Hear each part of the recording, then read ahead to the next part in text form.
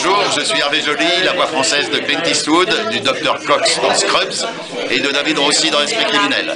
Et vous regardez une vidéo de Quasimodo World parodie. Ok, vous seriez intéressé par le dessin animé de La Belle et la Bête de Bevan Films, dont j'ai parlé dans ma précédente critique. Enfin, s'il y a des intéressés, sachez que je possède la VHS en français. L'animation était tellement mauvaise qu'elle faisait rire mon frère et moi quand on était plus jeunes, surtout celle du cheval. Alors après toutes ces années, je vais pouvoir revoir la VF. Du coup, ça donne ça.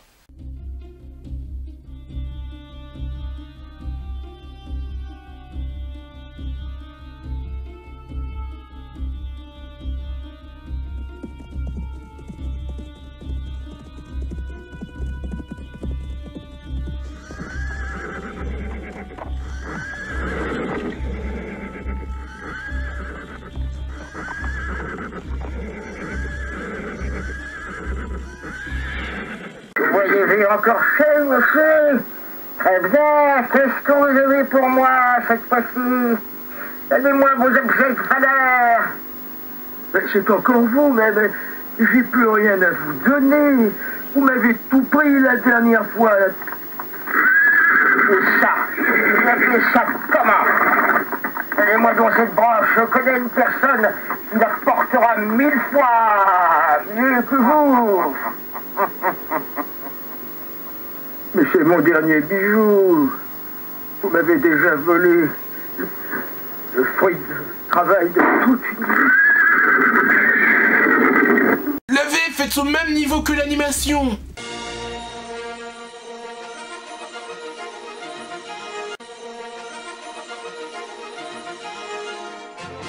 Et 2 et 3 et 5.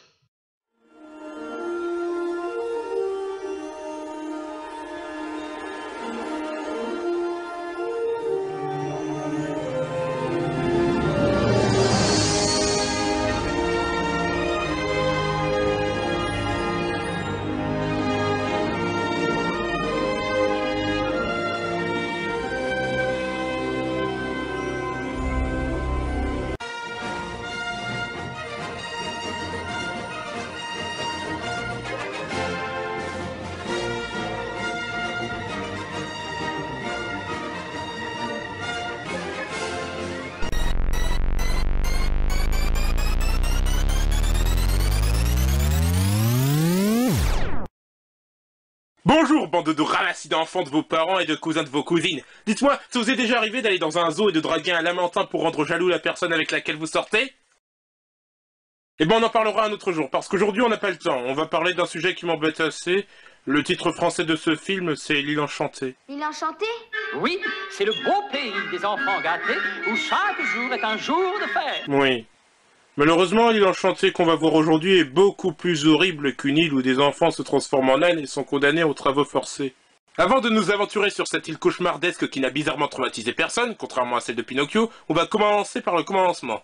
Le film est adapté d'une bande dessinée chilienne créée en 1971 par le défunt dessinateur et architecte Eduardo Armstrong, qui voulait une série titre pour ce magazine jeunesse nommé Mampato, et par l'illustrateur Oscar Vega.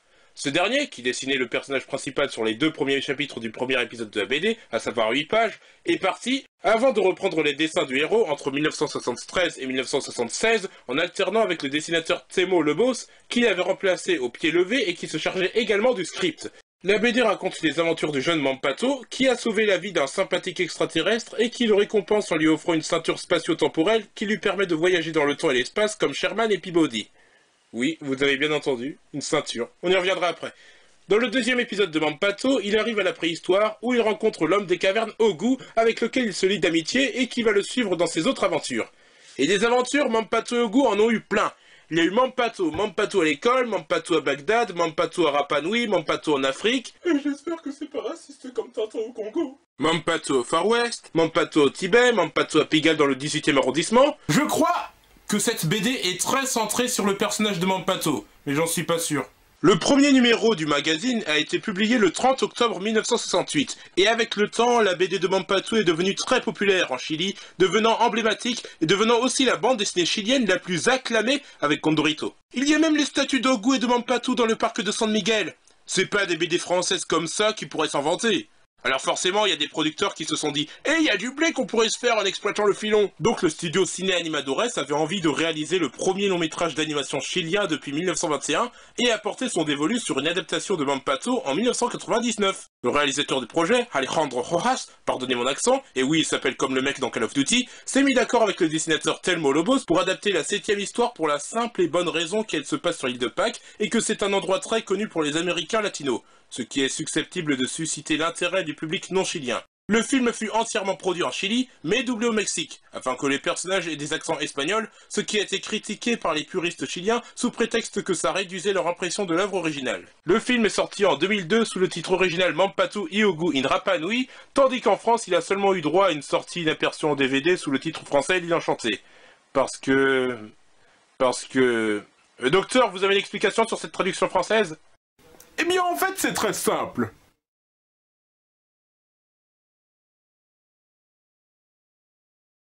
Alors ? J'ai dit que c'était très simple, j'ai pas dit que j'y répondrais. Bon alors regardez la jaquette du film, ça se voit tout de suite que ça va être un chef-d'œuvre. C'est vrai, des couleurs vives, des étoiles, un petit oiseau bleu qui n'apparaît même pas dans le film, 2 enfants souriants, on est en droit de penser que l'île enchantée du titre leur procure du bonheur, et une créature à côté d'eux. Bref, ce visuel laisse penser que le film contient toute la niaiserie que les gens reprochent au lutin magique. Sauf que non, le film est bien plus horrible que ce que laisse sous-entendre le visuel. Déjà, rien qu'en voyant le visuel du menu principal, j'aurais dû me douter qu'il y avait quelque chose qui n'allait pas. Allez, allez, regarde notre bouse. Regarde notre daube. Mais bon, c'est sorti en 2002, l'année où on a eu droit à d'autres adaptations de bandes dessinées, comme Spider-Man ou bien Astérix et Obélix Mission Cléopâtre. Alors peut-être que ça va être à leur niveau. Eh ben non! L'adaptation de la 7ème aventure de Mampatu est l'un des pires films d'animation que j'ai jamais vu. Mais à tel point que je n'ai réussi à le voir qu'une seule fois en entier, c'était en 2016. J'ai jamais pu dépasser les premières 50 minutes, mais aujourd'hui je ne vais pas flancher. Allez, on va jeter un œil à l'intégralité de l'île enchantée où Mampatu et Ogu à Rapa Nui, les 1h09, les 7 minutes du générique de fin exclus, et vous allez voir à quel point cette île est diabolique. Et pour ça, il faut que je me rappelle ce que le joueur du grenier a enseigné dans sa vidéo sur les années 90. Il est temps de rétablir une vérité, le nombre de bits ne sert à rien.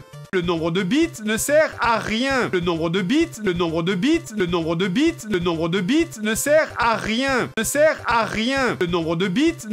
à rien. Le joueur du grenier a raison, je peux y arriver. Allons-y, voyons ce film. Il n'appartient qu'à moi de m'accomplir, de décider de ma vie. Je dois être honnête, quand le film commence, il prend une bonne initiative en prenant le temps de présenter le contexte et la backstory aux néophytes qui n'ont pas lu l'œuvre originale et le rendre compréhensible aux non-initiés, contrairement à certains films, n'est-ce pas?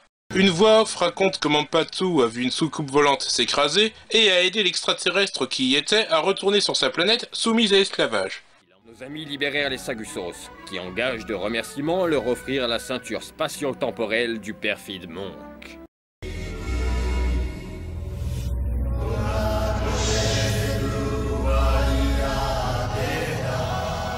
Ogu et Mampatu sur l'île de Pâques. Ah ben c'est pas ce qui est écrit sur la jaquette du DVD. J'ai jamais compris pourquoi parfois le titre français qui apparaît au début du film est différent de celui sur la jaquette du DVD ou de la VHS. Après on ne sait pas à quel titre se fier. Est-ce que c'est celui sur la jaquette du DVD, sachant que souvent le visuel du DVD n'a rien à voir avec le film et qu'il y a des titres qui n'ont rien à voir avec le film? Est-ce que c'est le titre qui apparaît, qui est quand même au début du film? Mettez-vous d'accord sur le titre, bon sang! Et sans transition, on passe du titre du film à... C'est quoi cette incrustation 3D très mal faite sur un arrière-plan en 2D? Ok, on en est qu'à 1 minute de film et on voit déjà l'un de ses plus gros défauts. Je rappelle que c'est sorti en 2002, donc au début du siècle, et à l'époque, les studios d'animation essayaient de faire une nouvelle technologie en intégrant des éléments en 3D dans des décors en 2D. Autant Disney l'a bien fait avec La Planète au Trésor et Peter Pan 2 Retour au Pays Imaginaire, sorti la même année, autant les musiciens de Brême de 1997 et les Pingouins à la rescousse que je critiquerai un autre jour et qui est sorti 1 an avant l'île enchantée, l'ont fait très maladroitement. Et vous avez remarqué le point commun entre ces 3 films? C'est qu'ils ne sont ni américains, ni français, ni japonais. Et à part les musiciens de Brême qui a été fait en Allemagne, ils ne sont même pas européens. Mais ça ne fait qu'1 minute sur 1h16 de film, il y a tellement pire après.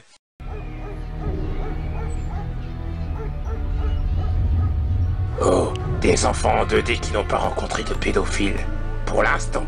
Enfin, j'arrangerai ça plus tard.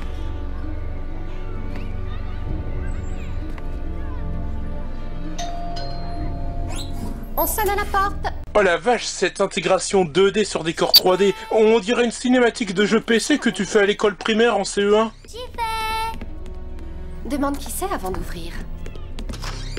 C'est papa. C'est papa. Mais qu'est-ce qu'il y a? Un monstre.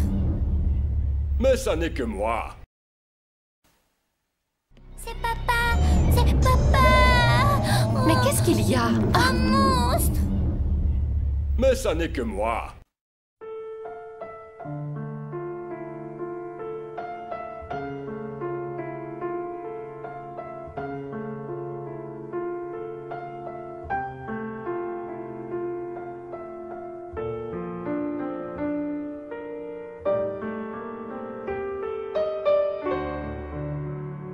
Il y a plein de questions qui se bousculent dans ma tête suite à cette scène. Mais certaines d'entre elles, c'est... Comment tu fais, petite gourde, pour voir uniquement la statue et pas les jambes, ni la main, ni la tête de ton père? Comment tu fais pour voir uniquement la statue et dire que c'est un monstre simplement parce qu'elle est devant toi et ne pas voir en plus le corps de ton père derrière? Et toi, si tu connais bien ta fille, tu sais qu'elle est petite et impressionnable, alors pourquoi tu rentres chez toi en brandissant ta statue devant elle? Et comment ça se fait que durant ce gros plan, on ne te voit pas du tout derrière la statue ou la tenir alors que c'est scientifiquement impossible? Et c'est quoi cette scène plutôt où tu mates des enfants dont ton fils comme si tu étais un pédophile, surtout avec la musique malsaine qui t'accompagne?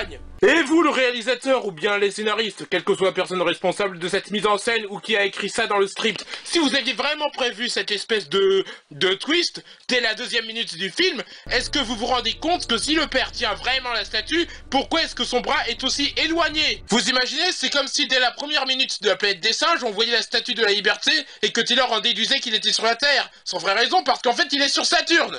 Ou bien que Citizen Kane commençait avec Charles Kane qui dit Rosebud, alors qu'on apprendrait une minute après que sa luge ne s'appelle pas comme ça et qu'il n'a même pas de luge. Ou bien que Star Wars épisode 4, Un Nouvel Espoir commençait avec Dark Vador, qu'on ne connaîtrait même pas, qui dit à Luke je suis ton père, alors que tout montrait que c'était en fait son frère. Oui, je dis n'importe quoi, mais le film fait n'importe quoi, et il empire après, il empire contre-attaque après. Vous vous rendez compte qu'en fait il s'est passé ça? Mais ça n'est que moi. Ensuite arrive Mampato. Salut Mampato. Quel nom? Mais vous savez quoi? Ce n'est même pas son vrai prénom. D'après le Wikipédia espagnol, il s'appellerait Patrick. Mon cher Bob l'éponge, je trouve ton sens de l'humour vulgaire.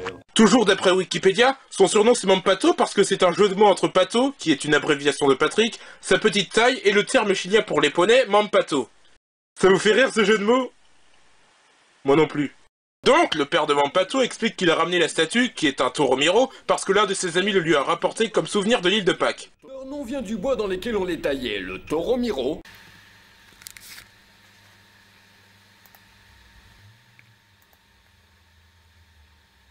Non, c'est le Sophora Toromiro, pas Toromiro tout seul. Et alors, comment est-ce qu'il s'appelait en réalité? Moai Kava Kava. C'est sans doute un terme religieux. Leurs yeux étaient extraits de vertèbres de requins. De requins? Vous avez vu, la mise en scène laisse penser que l'implication des requins va jouer un rôle plus tard. Eh bien, pas du tout. Ils ont fait ce zoom parce que... Eh bien, je sais pas en fait pourquoi ils ont fait ça. Oui, le ballon roule, oui, où ça va nous mener? Merci pour cette scène inutile, c'est vrai qu'on avait besoin de connaître les aventures palpitantes d'un ballon en 3D. Bonjour chérie. Bah il s'était déjà vu.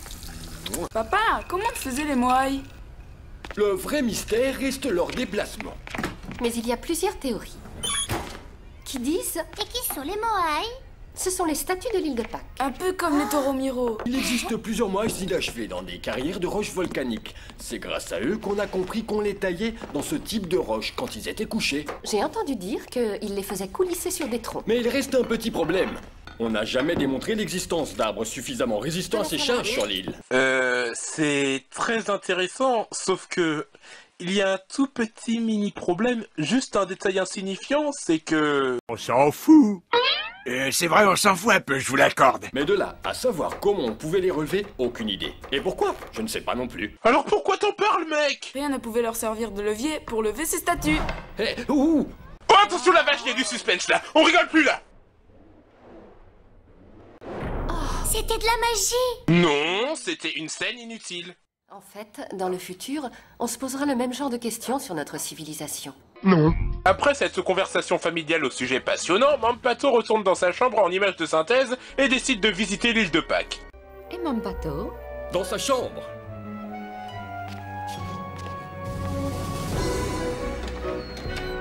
Sûrement en train de percer les mystères de l'île de Pâques. Vous savez, en général, quand un film alterne entre les scènes où un personnage fait quelque chose en scred et celles où on voit ce que font les autres personnages pendant ce temps-là, c'est qu'ils vont se rencontrer. Eh bien là, non. C'est juste pour montrer les parents pour ne pas qu'on s'inquiète pour eux, au cas où ça serait le cas.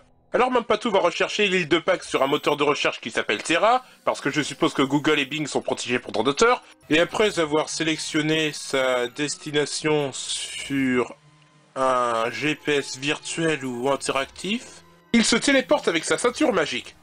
Bon, il faut absolument que j'en parle parce que c'est vraiment plus possible. Une ceinture magique! Ça serait malhonnête d'affirmer que ce n'est pas une idée originale, au contraire, sauf que... Une ceinture magique! Alors pour résumer grossièrement, dans Retour vers le futur, on a une DeLorean, dans Les Visiteurs c'est une potion magique, dans La planète des singes on a une fusée, dans Quelque part dans le temps on a l'autosuggestion, dans Evil Dead 2 et 3 on a un vortex, dans Warlock c'est carrément Satan, dans Terminator, dans l'Armée des 12 singes et dans Rétroaction on a une simple machine à voyager dans le temps, dans Harry Potter 3 on a un sablier, dans Doctor Who on a le TARDIS, dans Camille Redouble on a de l'alcool, et dans Mampato on a une ceinture! Une putain de ceinture! On est en train de suivre les aventures d'un personnage qui voyage dans le temps grâce à une ceinture. Le superbe objet qui permet de voyager entre les mondes, c'est ce truc qu'on attache à notre pantalon. What the fuck? Franchement, une ceinture quoi? Qu'est-ce que ça sera après? Une chaussure?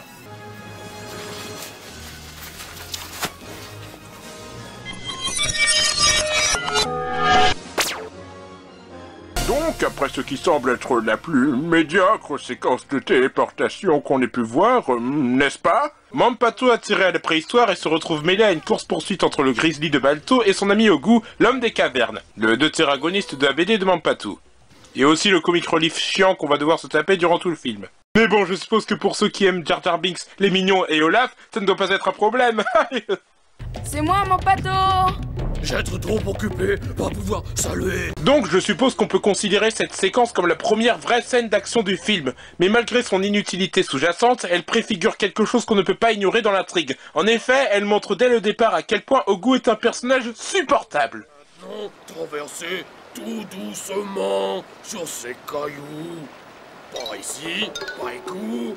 Plus vite, dépêche-toi. Par écoute. Mampato! À m'être noyé! J'espère que cette scène vous divertit, parce que si c'est pas le cas, eh ben heureusement il y en a une ribambelle comme ça dans le film. Et ce n'est même pas la pire, c'est que le début. Mampato et Ogu arrivent à semer le grizzly, ou bien l'ours, je sais pas, étant donné qu'Ogu passe entre un arbre et des rochers, et que le grizzly se retrouve bloqué en l'imitant. Par conséquent, Ogu et son peuple Gola Gola, un nom qui fait penser à une marque plageant les biscuits granola, en déduisent que l'arbre est magique et le vénèrent comme un dieu. Quoi? Mais il s'avère que Mampato est un gros troll. Il révèle que l'arbre n'est pas magique, et que c'est normal qu'un animal ait peur d'un arbre aussi grand. Ce film a un enjeu de malade, me direz-vous. Alors Ogu fait la gueule à Mampato. On en est à 12 minutes du film, et ça perd 2 minutes à s'attarder sur le fait que l'arbre est magique ou pas. Ogu va-t-il pardonner Mampato, bien que le fait qu'il ne le fasse pas serait étonnant, étant donné qu'on le voit sur la jaquette du DVD et même sur les extraits du film dont on peut voir l'image sur le dos? Mampato va-t-il reconnaître que l'arbre est magique? Un arbre être magique! Restez avec nous pour le prochain épisode, à moins que vous considériez ça comme une sorte de cliffhanger, auquel cas on va dire dans le prochain film, pour connaître la conclusion palpitante des aventures de Mampato. N'hésitez pas à mettre un commentaire, à me suivre sur Facebook, tous les liens sont dans la description. N'hésitez pas à mettre un pouce bleu, mais hésitez à mettre un pouce rouge. Et maintenant, sur le générique de fin, on enchaîne, qu'à cela ne tienne, à la prochaine! When I leave the mall, I refuse league basketball, and to look your best never hurts. But the greatest thing of all, if the truth be told, here at the mall it's never too hot or cold, 'cause they were smart enough to make it temperature control. Il existe un lieu où l'on trouve des figures comme la tienne, mais en pierre. Elles sont nombreuses, grande, énorme. Bien, Ogu. Il se fait très tard. Il faut que je m'en aille. Ça aussi, faut en parler. Vous avez sûrement remarqué que la personne qui fait sa voix en VF joue très très mal. De requin? Papa, comment tu faisais les moailles? Oh là là! Que fait-on, Ogu? Parle-moi donc!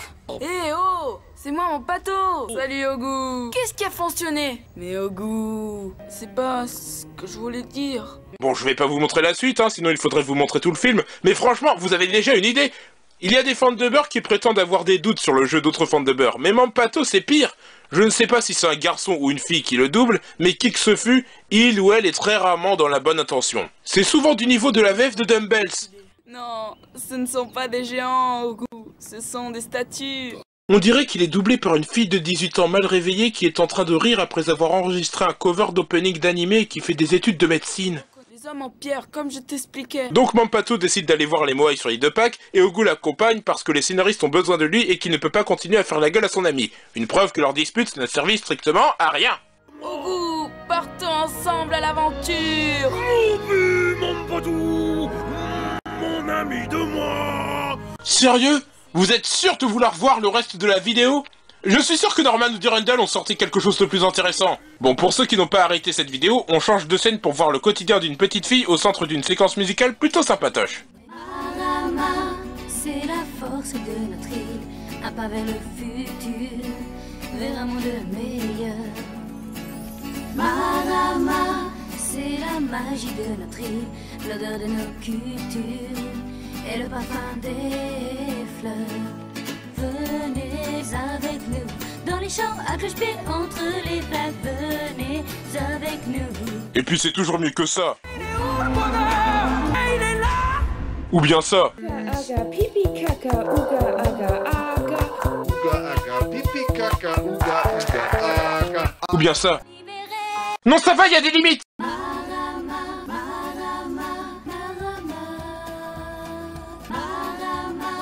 Oui, mais ça ne dit toujours pas comment elle s'appelle. Alors que la gamine utilise une feuille comme skateboard, elle tombe sur Mampato et Ogu qui se sont téléportés sur l'île. Mais il s'avère que la petite fille, qui semble avoir la même voix que Rosita, la petite sœur de Mampato, est raciste. Car en effet, par délit de faciès, elle montre une profonde phobie envers les... Aku-aku. Quoi? Aku-aku. Aku. Aku poilu. La pauvre, elle a peur. Pourquoi? Fais quelque chose pour la calmer, Ogu. Quelque chose de sympathique, d'accord? Oui, d'accord.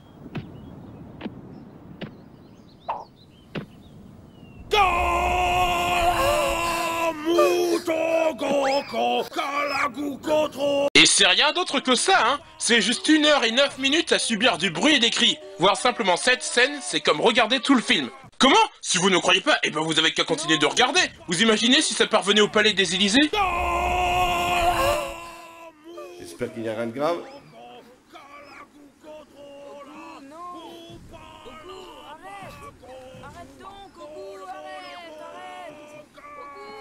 Je ne pense pas. Tu aurais pu chanter moins fort, voyons. N'a pas plus chanson, Mampato. Non. Oh, c'est pas vrai. Maintenant, on s'attarde sur une chanson de merde qui n'a aucune incidence sur l'intrigue. Il est où l'élément perturbateur? C'est quoi ton véritable enjeu, film? Tranquillise-toi, petite. Qu'il s'en aille, le aku-aku. Aku-aku? Lui, le mauvais esprit. Les hommes qui ne sont pas très sages, lorsqu'ils meurent, se transforment en aku-aku. Affreux et méchant. Et celui-là a dû être vraiment mais alors très vilain quand il était vivant. Crois-moi, il ne te fera aucun mal. Comment t'appelles-tu? Mon nom est Marama. Ah, merci beaucoup de le préciser. La chanson de tout à l'heure ne l'avait pas fait du tout. Mampato apprend que Marama voulait rapporter de la soupe magique à son père et décide de l'aider. Confie en moi. Les grands sauts de la carrière, ils doivent avoir terminé leur travail. Dans la carrière? Qu'est-ce qui est arrivé à sa voix? Le comédien muet ou quoi? Dans la carrière? Être chanson douce, que Gola Gola chanter aux enfants à faire dodo. De quoi rêvent les enfants Gola Gola? Vous êtes sérieux? Vous faites encore une fixette sur la chanson d'Ogu? Mais c'est fini là, passez à autre chose. Donc Marama conduit Mampato et Ogu chez elle et les présente à son père. Une terrible tempête a fait échouer notre bateau. Et alors, nous nous sommes cramponnés à des planches. Oui, à des planches. Et nous avons nagé. Longtemps. Et voilà quoi. C'est avec joie que j'accepte cette explication très convaincante. Ouh, regardez, on dirait un petit singe. Ah, c'est quoi cette voix et cet accent stéréotypé, là? Johanna, je m'appelle Peretti, je suis ami de mes amis, et ils sont les bienvenus sur cette île, enfin... Le voyage à travers mer, depuis les terres lointaines. Une belle île solitaire, et une amitié saine. Ukulélé. Oh my god. Je sens que ce film va être très long. Aujourd'hui, nous offrons notre eau. Et demain, nous offrirons notre terre, nos femmes et notre liberté. Ils nous prendront tout et ne nous laisseront que la maladie et la pauvreté. Ah, lui, il doit être de droite. Ensuite, Toki fait assister Mampatu et Ogu à la construction de Moai. Mais Ogu essaie de les sculpter, et comme c'est un gros bourrin, il en détruit une. Le xénophobe utilise cet accident comme prétexte pour faire exécuter Ogu et Mampatu, qui se font sauver par un Deus Ex Machina, parce qu'il y en a toujours un, en la personne du grand Tariki, dont les oreilles n'ont rien à envier à celles de Polly Unstoppable. Il confisque la ceinture de Mampatu, parce qu'apparemment les scénaristes ont décidé d'en faire un MacGuffin, et il les laisse sous la garde de Toki. Donc, après se voir bouffer, les habitants décident, sans vraie raison aucune, de faire un cours d'histoire sur leur chef. Otumatua était notre premier grand Tariki. Grand. Ceux qui lui succédèrent furent aussi de grands commandants. Cette île est plus sacrée que le grand Tariki. Et il est allé trop loin. Mais pourquoi? Le mana. Le quoi? Mana. Mana.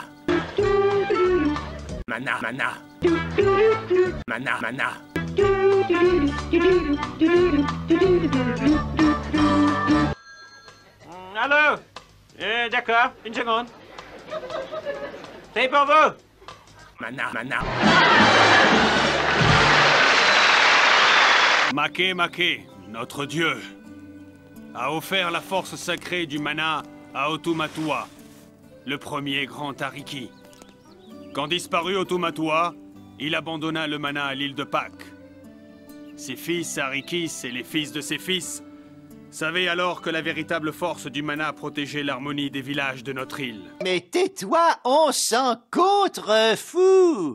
Bref, le grand Tariki est un tyran qui n'est pas gentil et il s'est approprié le mana. Est-ce que c'est vraiment nécessaire de le dire sans l'abréger? Et encore, je vous ai même pas montré la séquence en entier, Vous avez eu droit à la version Quasimodo Wars Parodies Cut. On passe ensuite à une scène montrant le xénophobe de tout à l'heure, qui s'appelle Mauvaise Puce, qui parle de la destruction du Moai au grand Tariki. Bon alors c'est qui le grand Tariki? Déjà que lui ils l'ont appelé le grand Tariki, est-ce que ça voudrait dire qu'il y a deux grands Tariki ou bien je sais pas. Le film est très confus à ce sujet. Et donc on voit le méchant grand Tariki dont se plaignaient les habitants et on sait qu'il est méchant parce que il fronce tout le temps les sourcils sans raison particulière, il ressemble à Jafar s'il avait eu la rougeole et la maladie de Raynaud, et il a une voix grave modifiée avec le changement de hauteur sur Audacity. Pour l'instant ils sont libres.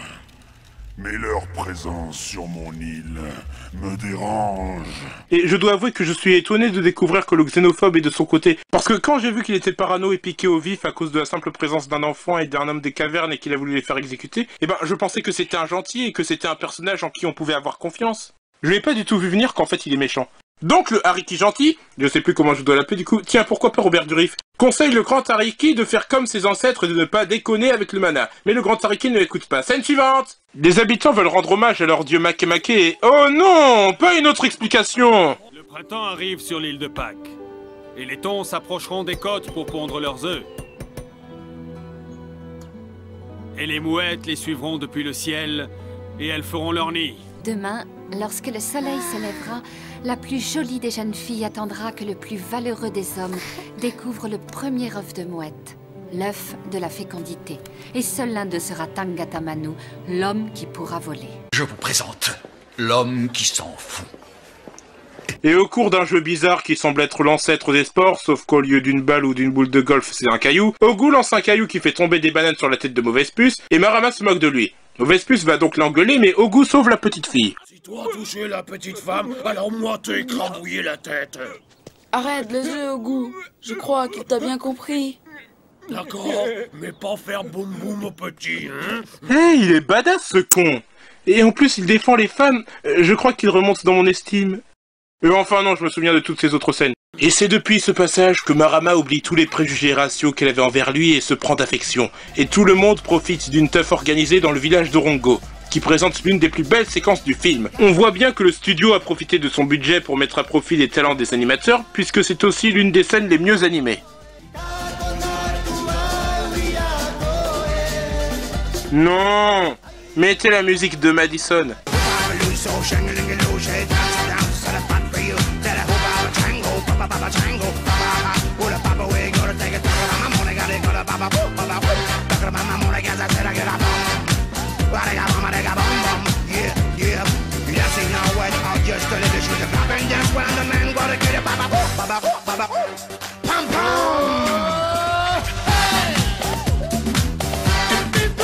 Le film aurait été tellement meilleur comme ça. Robert Durif, que Mampato appelle Jeune Ariki. Jeune Ariki. Merci de préciser son nom à la 33e minute du film. Donc Robert Durif rend à Mampato sa ceinture, et comme il croit que Mampato est venu sur l'île de Pâques pour prévenir son peuple de l'arrivée des mouettes, il l'accueille gentiment et le considère comme un ami, bien que cela ne soit pas cautionné par le grand Ariki, auquel il conseille Mampato de faire gaffe. Où est la sortie? Ici.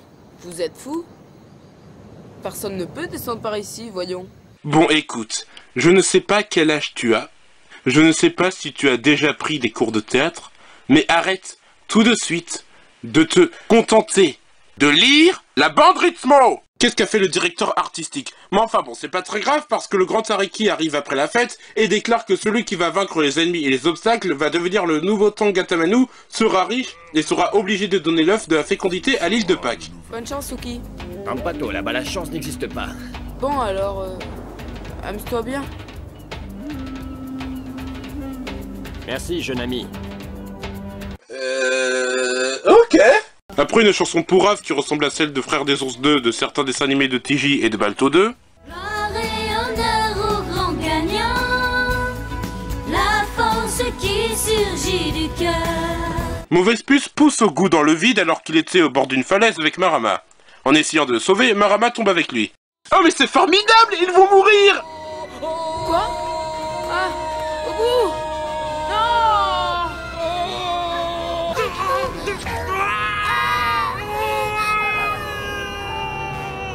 Je pleure, je sais bien que je pourrais les tremper dans de l'eau, mais je pleure.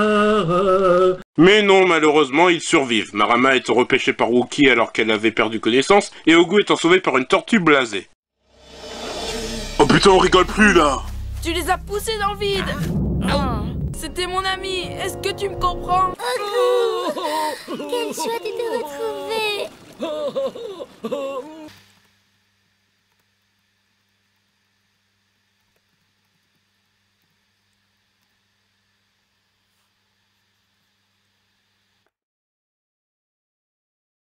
Oh la vache! Ils ont fait un hentai sur Marama et Dora l'exploratrice! Je ne plaisante pas du tout! Recherchez Ogu et Marama hentai sur internet, vous allez voir! Oh punaise! Elle l'a pas seulement fait avec Dora la cochonne! Donc, une mouette fait accidentellement tomber de son nid un œuf qui tombe directement dans la main de Ogu, qui refusait de retourner voir Mampato et les autres par crainte de se noyer. Marama s'empresse de l'annoncer aux autres. Ogu a trouvé le premier œuf! Cette peluche n'a pas le droit d'être Tangatamanu. Oh là, c'est quoi cette voix? Prends cet œuf ou nous te le quitterons. Tu dois pas prendre un œuf, sinon moi écraser la figure! Du calme, tranquillisez-vous. Ah, ça y est, je crois que j'ai compris. Les voix bizarres, les accents prononcés, les erreurs de traduction littérale proches des résultats de traduction proposés par Google, les mots français qu'on ne prononce plus, le fait que j'ai reconnu aucune voix française alors que je suis voxophile. En fait, ce n'est ni un doublage français, ni un doublage belge, ni un doublage québécois. Ils ont fait comme pour Dumbbells et pour Jaguar Force, deux nanars dont la VF est réputée pour être épouvantable. Ils ont réalisé la VF du film à l'étranger. Après, je ne sais pas s'ils ont pris des amateurs néophytes comme pour Dumbbells, ou si ce sont les comédiens de AVO qui ont eux-mêmes assuré la VF comme pour Jaguar Force. Mais bon, au moins, ça fera toujours une bonne anecdote. N'avez-vous pas vu qu'Otumatua est venu sous forme de tortue sacrée pour sauver la vie d'Ogu? Non, mais pourquoi tu fermes les yeux? Donc, Ogu étant détenteur du premier œuf de mouette, il est par conséquent considéré comme le Tangatamanu et le grand Ariki ordonne qu'on lui rase la tête et le corps pour qu'on puisse le tailler dans la pierre et peindre son idole. Mais comme vous vous en doutez, Ogu s'y oppose, bien que son refus entraînerait son exécution. Alors il doit laisser son œuf et sa place de Tangatamanu à une autre personne. Ogu, tu dois offrir cet œuf à qui bon te semble. Non, œuf à moi. Ogu. Non à moi. Donne-moi cet œuf. Pas donné. Ogu, c'est très important. Mampato et tout le monde être jaloux à Ogu. Va-toi chercher ton œuf si tellement vouloir. Écoute, Ogu. C'était quoi ça?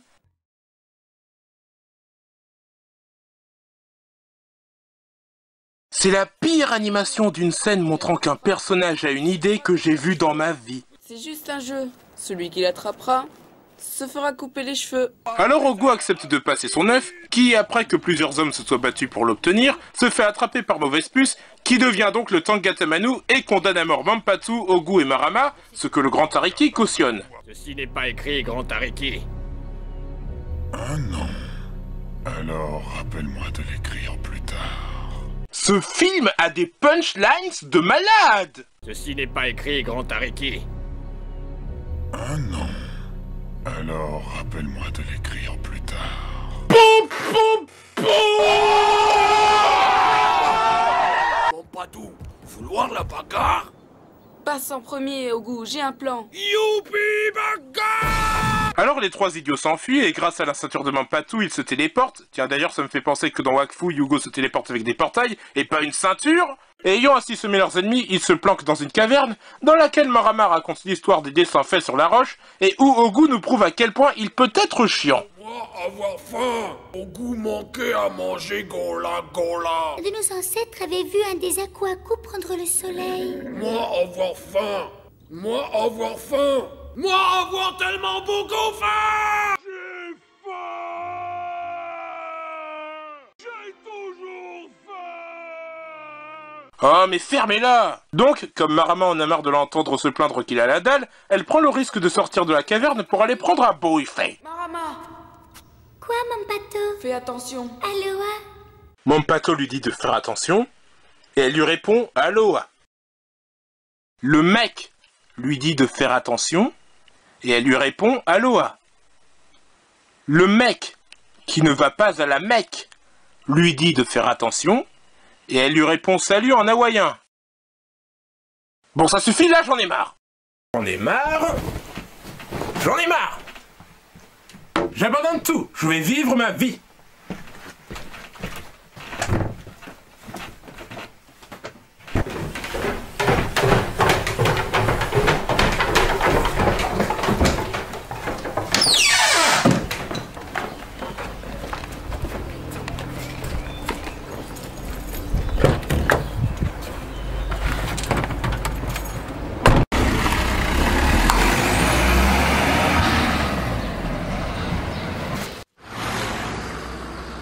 Je suis parti vivre à la campagne, loin de la civilisation. Je me suis installé dans le quartier des prostituées et je me suis marié avec l'une de ces travailleuses. Et 34 ans après, je me suis suicidé et j'en suis mort. Et en même temps, je ne respirais plus. Donc, si on ne s'est pas suicidé comme moi et qu'on continue de regarder, Ogu parle à Marama avant qu'elle ne s'en aille. Toi, voir s'il reste encore poisson miam miam et gâteau aussi de la petite fête qui a avoir eu. Aloha, Ogu. En français, ça veut dire va chier. Elle se fait choper, bien évidemment, et Wookie vient dans la caverne pour conseiller à Mampatu et à Ogu de quitter l'île pour ne pas se faire tuer et pour lui dire que Marama sera cachée jusqu'à ce qu'elle ait l'âge de se marier avec un Tangatamanu. Non, non, non, c'est impossible. Lis dans ton cœur, tu sauras que c'est vrai. Si je n'étais pas venu ici, et si j'avais laissé Ogu se faire tondre. Et si je n'avais pas pris l'œuf qu'avait lancé Ogu, si le soleil ne s'était pas levé, si les oiseaux n'avaient pas atteint l'île, si le grand Ariki n'était pas le grand Ariki. Si j'avais pas eu la mauvaise idée de revisionner ce film en entier, si j'avais mieux révisé pour mes intérêts au collège, si j'avais pas dépensé 20 € au lieu de 15 € alors que les tickets de métro coûtaient 14,75 €, si j'avais eu une meilleure qualité audio pour mes vidéos, Mampatu décide d'aller discuter avec les parents de Marama durant une cérémonie en l'honneur de l'oncle de la mère de Marama. Vai, Toki, c'est moi, Mampatu. Et voilà mon plan. J'emporterai Marama à mon époque. Je veux dire, dans mon pays. Et je vous la ramènerai demain, quand elle sera plus... enfin... Mais laisse-moi, je veux pas t'écouter, j'en ai marre de toi, j'en ai marre de ce film, je veux mourir, j'ai envie de mourir. Je suis sérieux, j'ai jamais compris pourquoi il mettait les vents à Mampatu à ce moment du film comme s'il lui faisait la tête. Déjà que c'est dégueulasse d'ignorer quelqu'un, ça fait perdre toute la sympathie qu'on pourrait avoir pour ce personnage. Ensuite, on a une espèce de court-métrage de 3 minutes sur Ogu qui essaie de choper une poule pour la manger. Il tombe sur un plat de fruits appartenant à Mauvaise Puce et il se barre avec. Le fugitif poilu a dérobé la nourriture interdite. C'est un grand sacrilège. Obéissez à votre Tangatamanu. Nous sommes fatigués de poursuivre le peuple lorsqu'il vole de la nourriture. Trop d'interdictions. Et en plus, cette peluche frappe drôlement fort, hein. Purée, ce doublage français, quoi. Bon, comme je suis gentil, je vous dispense les 4 minutes d'inutilité qui sont censées faire rire les enfants, hein, et on passe rapidement à Mampato et à Wookie qui encouragent les habitants à se révolter. Le grand Ariki s'approche. Ah merci, j'avais pas remarqué avant que tu le dises. Alors le méchant leur dit que c'est pas bien de l'avoir trahi et qu'ils doivent se rendre. Si vous vous rendez, j'épargnerai la vie de vos femmes et de vos fils. Mais pas de vos filles, ni de vos petites copines, ni de vos fiancés, ni de vos amis, ni de vos cousines, ni de vos cousins, ni de vos soeurs, ni de vos tantes, ni de vos oncles. On les emmerde, ils peuvent crever. Je veux bien être gentil, mais je suis pas Jean-Marie Bigard, faut pas déconner non plus. Le jeune Ariki oblige le grand Ariki à rendre le mana. Je crois que cette conversation n'a plus aucun sens. Comme tout le film. Vouloir la bagarre. Mais Ogu est pressé d'aller se battre et rétame toute l'armée de mauvaises puces. Mampato et les habitants gentils en profitent pour la grande bataille épique digne du Seigneur des Anneaux, accompagnée d'une musique tout aussi épique, faite par un vieux synthétiseur des années 80. On dirait la musique de Princess Bride! Et le méchant grand Ariki invoque une puissance maléfique, je suppose, et il fait pleuvoir des cailloux en 3D sur les gens. Mais le jeune Ariki sauve la situation grâce au mana, il renvoie les cailloux là où ils étaient, le ciel qui était devenu rouge devient vert, et il fait venir une grande vague. Ah oui, mais alors c'est Moïse en fait.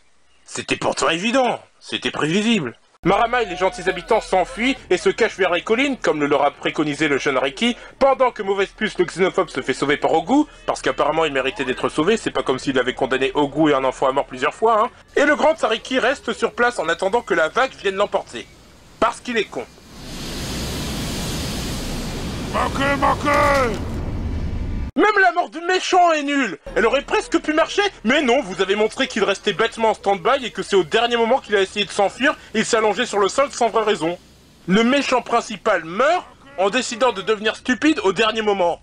Et c'est ce qui achève la séquence qui semblait être la plus cool du film. Le ciel qui devient rouge et vert, les personnages qui fuient, ça fait vraiment penser au climax des films de Heroic Fantasy ou bien des films sur les mondes apocalyptiques. Alors les gentils ont gagné, le jeune Ariki Robert Dirif devient le nouveau chef, les habitants font la fête, Mampato et Ogu repartent à leur époque, et ce qu'il y a de plus merveilleux dans tout ça, c'est que le film se termine dans 2 minutes. Ah, on peut vraiment parler d'un happy end là. Je ne sais pas si tu comprends, mais c'est la partie de l'histoire où je... C'est trop tard pour briser le 4e mur, mon gars. Après avoir fait leurs adieux à la petite Marama... Pas pleurer. Savoir que Ogu aussi avoir beaucoup de peine. Ta gueule. Donc Mampato et Ogu se téléportent et reviennent à la préhistoire. Mampato avoir raison. Pas être du tout magique. Et ben voilà, fallait clore ce débat. À moins que ça veuille dire que... Ah, c'est ça l'enjeu du film. Depuis le début, l'histoire du film, c'est ça. Le film ne se concentrait pas sur le ballon, pas sur la chanson de Ogu, pas sur l'île de Pâques en elle-même, pas sur le mana, pas sur la tradition de Tangatamanu, pas sur le fait que Ogu est faim. Non, l'enjeu principal du film, c'est que Ogu croit qu'un arbre est magique et est en colère quand Mampato dit que ce n'est pas le cas, et qu'à la fin, il voit que l'arbre n'était pas magique et que Mampato avait raison. Quelle belle évolution du personnage! Même si ce putain d'arbre n'était pas du tout évoqué durant leur séjour sur l'île de Pâques. Ogu, mon grand ami, nous nous reverrons à une autre époque. Pour une nouvelle aventure. Après mes cours de théâtre. Ciao, Mampato, mon ami de moi. Et le film se finit sur Mampato qui appuie sur sa ceinture, nous laissant imaginer qu'il retourne chez lui pour retrouver sa famille, qui doit être morte d'inquiétude, parce qu'il était absent pendant plusieurs jours et qu'il n'a pas eu la décence de leur laisser un mot. Et comme si le visionnage du film n'était pas assez douloureux, le générique de fin nous fait entendre une chanson pourrie. Le passé imparfait. Notre histoire, je réviserai. Mais vous savez, c'est le genre de chanson qui est tellement nulle qu'elle vient nous hanter pendant la nuit et nous donner des insomnies. À travers le temps, je voyagerai. Et comme si ça ne suffisait pas, ils ont remis la musique sur le menu principal. Attendez! Et attendez, ils ont mis une scène au milieu du générique de fin que je n'ai jamais vue. Ouf! Ciao, bonne nuit. Dors bien, Mampato.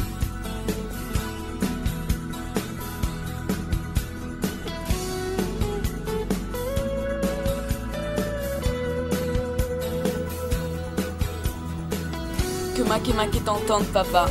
C'était nul. Donc voilà, c'était Mampato et Ogu sur l'île de Rapa Nui, ou en français, l'île enchantée. Vous savez, pour moi, il y a 2 façons de considérer une adaptation cinématographique. On peut la juger en tant qu'adaptation, et on peut la juger en tant que film. Astérix Obélix Mission Cléopâtre et beaucoup des premiers dessins animés d'Astérix, ce sont de bons films et de bonnes adaptations.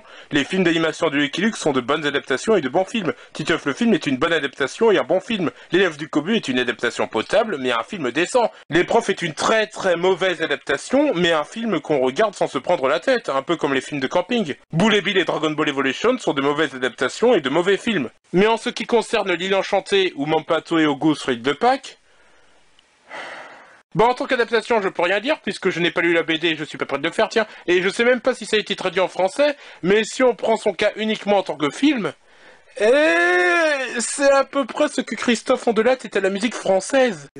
Une histoire chiante, des personnages idiots dont on se fiche complètement, et on n'a qu'une seule envie, c'est qu'ils crèvent, une animation largement meilleure que celle de Pocahontas 3, mais des fois franchement pas terrible, une intégration d'éléments 3D mal fichus, une intrigue qui ne sait pas sur quoi se centrer, une mise en scène très lente qui se concentre sur des scènes inutiles avec un comique de service qui est plus agaçant que drôle, des méchants tellement pathétiques qu'on peut les trouver risibles, un doublage français tellement merdique que tous ceux qui critiquent la VF de Nicky Larson après avoir vu ce film en français ou après avoir vu ma vidéo sont de mauvaise foi, et une musique oubliable. À part peut-être la chanson de Marama, qu'on retient facilement. Et en plus, il n'y a aucun arc de personnage. Vous vous rendez compte? Les personnages n'évoluent pas. Aucun d'entre eux. Sauf Marama, qui n'a plus peur de Ogu, et Ogu lui-même, puisqu'au début il croit que l'arbre est magique, et à la fin il sait que l'arbre n'est pas magique. Waouh, c'est comme ça que vous faites évoluer vos personnages psychologiquement? Waouh, c'est vraiment génial! Mais en même temps, il y a Mampato, un petit garçon blond curieux qui voyage dans le temps sans prévenir ses parents, qui reste un petit garçon blond curieux qui voyage dans le temps sans prévenir ses parents. Et tous les autres restent tous les autres. Ainsi, à la fin, les habitants de l'île de Pâques décident de se rebeller contre le méchant. Et c'est tout! Même le méchant est pourri, on connaît pas sa vraie motivation. Le seul truc concrètement méchant qu'il fait avant le climax, c'est approuver la décision de Mauvaise Puce de condamner à mort Ogu, Mampato et Marama. Et il a raison puisque Mauvaise Puce devient le Tangatamano à ce moment-là. Voilà! On ne peut même pas qualifier ce film de nanar, parce qu'un nanar est un film nul dont on est conscient des défauts et pour lequel on a quand même du plaisir à regarder. Or, Mampato et Ogu sur l'île de Pâques, ou l'île enchantée, est très difficile à regarder, à moins d'être un enfant. De par ses nombreuses scènes inutiles précitées, son action très lente et le manque d'empathie qu'on a pour les personnages. Après, je sais ce que vous allez me dire. Vous allez me dire « Ah, mais tu comprends rien, c'est destiné aux enfants, donc on va les faire rire et puis les décors sont beaux !» Sauf que non, non, non. À plusieurs moments du film, notamment celle avec Ogu sur l'île de Pâques, j'ai essayé de visionner le film avec mes yeux d'enfant d'autrefois, et je ne vois clairement pas comment un enfant pourrait rire à ce personnage, qui ne fait qu'accumuler conneries sur conneries, qui se plaint tout le temps d'avoir la dalle, et qui éprouve un plaisir sexuel à frapper les gens. Qu'est-ce qui peut être plus chiant que lui? Ah! Et là, je sais ce que vous allez me dire. Vous allez me dire un truc de genre « Eh, mais si tu n'as pas lu la BD, c'est normal, et ragnagni, ragnagna !» Ce à quoi je vous réponds « Astérix et Obélix Mission Cléopâtre est un bon film, qu'on ait lu la BD d'Astérix et Cléopâtre ou non. L'élève du Cobu est un film divertissant si on n'a pas lu la BD ou si on ne la compare pas. Beaucoup trouvent que Les Profs 1 et 2 sont des films drôles, même s'ils ont fait n'importe quoi avec l'adaptation. Le film est un film bien fait si on oublie ses différences incompréhensibles avec la BD. C'est pareil pour les films DC et Marvel dont beaucoup de fans n'ont jamais lu les comics, et je ne parle même pas de Deadpool. J'ai pas lu les comics mais je trouve le film génial. On ne devrait pas être obligé de connaître ou d'apprécier le matériau d'origine pour apprécier la valeur d'une adaptation. Si je n'ai pas aimé le film indépendamment de la BD que je connais pas, c'est qu'il y a quand même un problème. Même si, comme je l'ai précisé au début de la critique, il prend le temps de présenter l'histoire de Mampato avec sa ceinture débile au début. En tout cas, c'est sûr et vous y conviendrez, c'est une grosse merde. Et si ça n'a pas marché, ça ne m'étonnerait pas. D'ailleurs, je vais vérifier sur internet pour avoir confirmation. Ah oui, même si on peut penser le contraire lors du visionnage, le film a été un très grand succès à sa sortie en 2002 en Chili, ce que je trouve incompréhensible. Les critiques lui ont attribué des avis décents, et il a été soumis aux Academy Awards du meilleur film de langue étrangère au Chili. Un an après, il a même remporté le prix du meilleur film aux Art and Entertainment Critic Awards au Chili. Et le pire, c'est que je crois comprendre un peu pourquoi les Chiliens aiment ce film. Il faut se remettre dans leur contexte. C'était la première fois depuis 1921 que la Chili faisait un film d'animation moderne. Alors forcément, comparé aux États-Unis, au Japon, à l'Inde, à la Russie, à l'Allemagne, à la Suède, à l'Angleterre ou à la France, qui sortent plus régulièrement des films qui viennent de leur pays, c'est normal que les Chiliens foncent au cinéma dès qu'un long métrage d'animation moderne de chez eux sorte. Je pense qu'en France on aurait fait la même chose si le seul film d'animation français moderne depuis presque un siècle, c'était ça. Ou ça. Vous comprenez, on serait désespéré, donc n'importe quel film d'animation aurait été un succès à cause de nous. Et puis il faut rendre à Hollande ce qui appartient à Zarco, les décors ne sont pas à jeter et sont assez beaux, assez proches de ceux qu'on a l'habitude de voir dans les productions des plus grands studios d'animation américains. Et on sent clairement l'intention des scénaristes ou du réalisateur de donner envie à ceux qui ne sont pas chiliens de visiter l'île de Pâques ou de connaître la culture des Moaïs et tout ça. Et d'ailleurs, vous savez quoi? C'est grâce à ce film que je connais les statues de l'île de Pâques. La première fois que j'ai vu ce film, je devais avoir 11 ans, et c'est depuis le premier visionnage qu'à chaque fois que je vois des Moaïs ou que j'entends parler de l'île de Pâques, eh bien je pense un peu à ce film. Donc on peut considérer l'île enchantée comme une sorte de truc éducatif pour les enfants, comme Il était une fois et c'est pas sorcier. Le genre de truc qui me faisait chier et qu'on nous obligeait à regarder en primaire, tu vois. Sauf qu'à leur décharge, même Il était une fois et c'est pas sorcier marchait mieux qu'il enchanté. Parce que dans Il était une fois, ben déjà il y avait la voix de Roger Carrel, alors ça fait passer la pilule. Et dans C'est pas sorcier, ils s'arrangeaient pour que les enfants se fassent pas trop chier. Ils ajoutaient le humour avec Fred et la petite voix off qui faisait des commentaires. Alors qu'à l'inverse, l'Enchanté le fait comme un gros bourrin. Il te fait du rentre-dedans. Il commence en croyant qu'on est déjà intéressé par l'île de Pâques et par les cours d'histoire géo, et il fonce en te parlant des Moaïs et tout ça comme si c'était plus important que l'élément perturbateur, qui n'apparaît qu'à 29 minutes du film. Et vous vous rendez compte que la réplique la plus intelligente de tout le film, c'est ça? Elle a raison! Alors je suppose que vous pouvez montrer ce film aux petits-enfants, si vous ne les aimez pas. Mais en VOSTFR si possible, hein, même si je suis pro VF, il vaut mieux éviter la version française du film, parce que... Nous partons ensemble à l'aventure. Et puis, un peu comme pour Pocahontas, le retour de John Smith, la jaquette du DVD fait de la publicité mensongère. Parce que regardez, il est écrit sur le dos de la jaquette « Mom Pato et son compagnon Ogu, un homme des cavernes très rigolo ». Mais il est pas rigolo du tout. Même un débile profond ne rirait pas. Franchement, quand on voit un film comme ça, on peut se demander de quoi rêvent les enfants Gola Gola. De quoi rêvent les enfants Gola Gola? Donc voilà, malgré ses bonnes intentions de nous faire partager la culture des habitants de l'île de Pâques, ce film est juste pourri et du coup je sais pas comment terminer la vidéo. Alors je vais la conclure de façon random avec la fin du film Les Chenapans.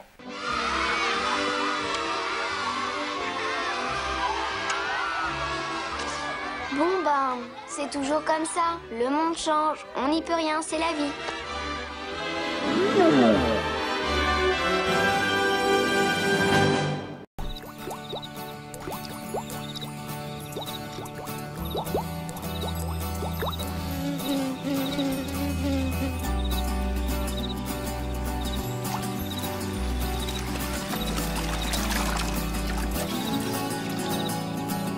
Marama, c'est la force de notre île, un pas vers le futur, vers un monde meilleur. Marama, c'est la magie de notre île, l'odeur de nos cultures et le parfum des fleurs.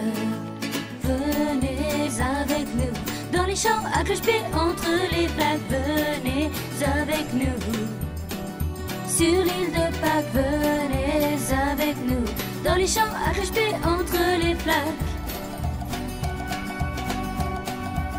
Marama, Marama, c'est la force de notre île, un pas vers le futur, vers un monde meilleur. Marama, c'est la magie de notre île, un pas vers le futur, vers un monde meilleur.